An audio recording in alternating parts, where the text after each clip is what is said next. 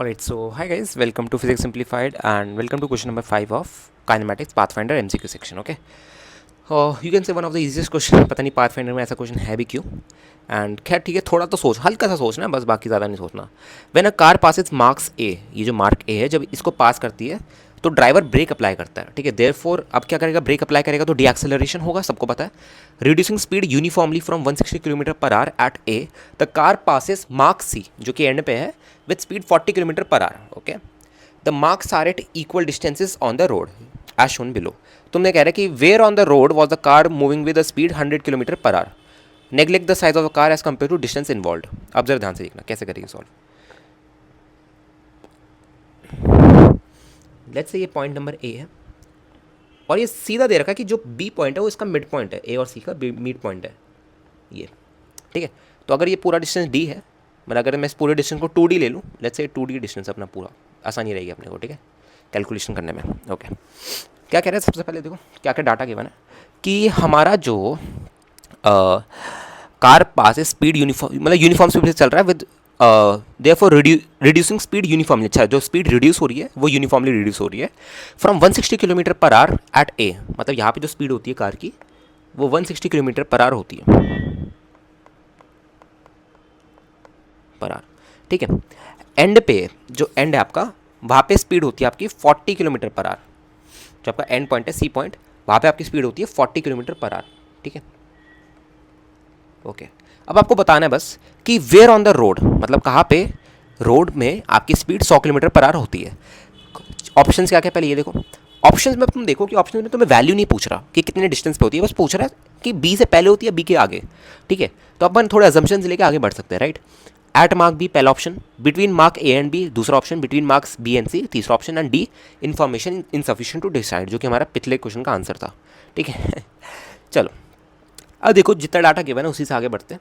मेरे को final speed given है, इनिशियल स्पीड गिवन है, दोनों के बीच का डिस्टेंस पता है, वो निकाल लेते हैं सबसे पहले. ठीक है, देखो सब में अगर तुम 3 काइनेमैटिक्स की इक्वेशन देखो तो सब में ए तो आता ही है, एक्सेलरेशन तो सब में आता ही आता है. राइट, तो जरा थर्ड इक्वेशन लगाओ, काम आएगा. V square is equal to U square minus 2as लगाओगे क्योंकि एक्सेलरेशन नेगेटिव है. ठीक है, ओके.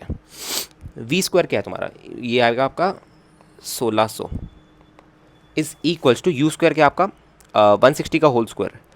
कितना आएगा आपका 160 का whole square, something around 25,600 something, 25,600 minus 2a into S. S कितना आपका 2d. राइट, ठीक है, ओके. तो चलो सॉल्व करते हैं इसको अब. तो 25,600 में से 1600 माइनस कर दो, कितना आएगा आपका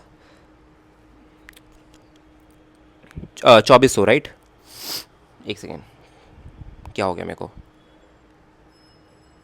sorry 2500, just give me minute, क्या हो गया. ओके, हाँ ये आएगा आपका, सॉरी 24,000 यस 24,000, ये इसमें गलती हो गई. ओके, कोई बात नहीं, कई बार हो जाता है. Minus 4AD. Okay, minus minus cut, आपका जो AD की वैल्यू आ रही है, A इंटू डी की वैल्यू आ रही है, ये आपकी आ रही है 6,000. AD की जो वैल्यू आ रही है आपकी वो कितनी आएगी आपकी 6,000. ओके, इतनी बात क्लियर है सबको.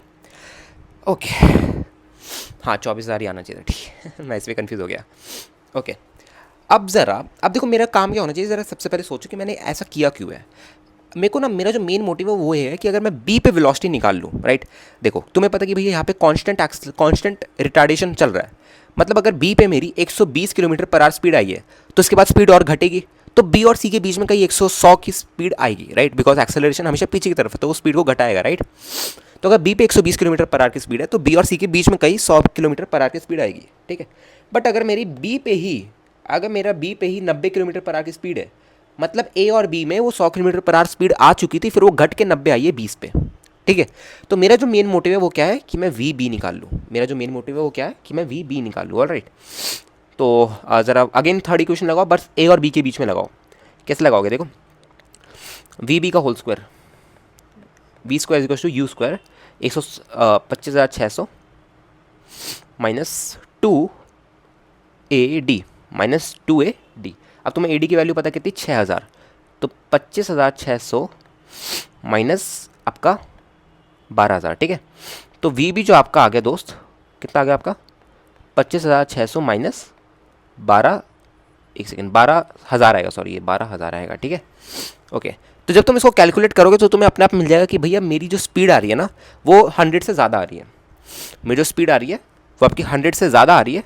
एंड इसका मतलब क्या है कि मेरी जो तुम्हारी वेलोसिटी होएगी 100 किलोमीटर पर आवर, वो तुम्हारी बी और सी के बीच में कहीं आएगी, राइट। इसकी जो वैल्यू आती है वो तुम्हारी करीब 13,600 समथिंग आती है, राइट। जब तुम इसको सॉल्व करोगे तो एक ग्रेटर देन 100 आएगा, greater than 100 kilometre per our आएगा, ठीक है।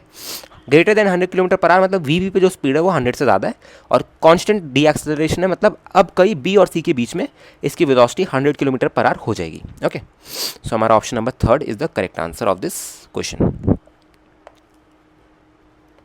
ऑलराइट, चलो, so let's move to next question, question number 6।